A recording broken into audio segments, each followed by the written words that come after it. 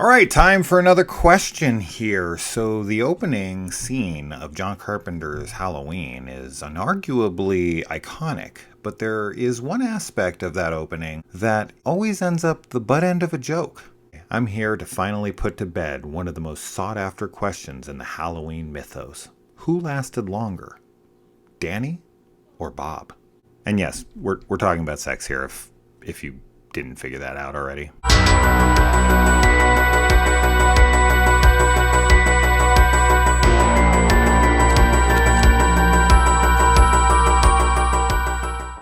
And if you're wondering where I came up with the name Danny for Judith's boyfriend, since he's just labeled in the credits as boyfriend, I had to go to the Halloween novelization. Also, if you want to see a breakdown of this entire novelization, we did an extensive breakdown of that right here on the channel. Alright, let's cut to the chase like our main men here. After Judith and Danny walk up the stairs, if you were to start the timer right when the lights cut out, it would come to about 1 minute 7 seconds before you hear Danny's voice walking down the stairs. If you grant him maybe 10 seconds for him to pull his pants down and pull them back up before exiting the room, we are talking about teenager energy here, so it's going to be pretty quick. You come to about under a minute.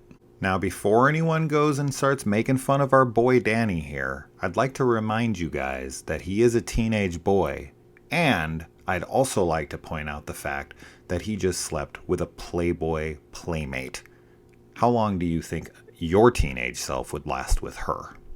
If that girl dies tonight... Time to move over to our boy Bob, who never seems to be added into this conversation, even though we see the entirety of the act take place. So while Bob and Annie are messing around, they keep receiving relentless phone calls from what we can only assume is the Wallaces. But you would think that after so many failed attempts and the phone being taken off the hook to give them a busy signal, that they would think maybe something's wrong and head home. But who knows, it's the 70s. It could also be Paul calling to see if Annie is ever coming. Where the hell is she?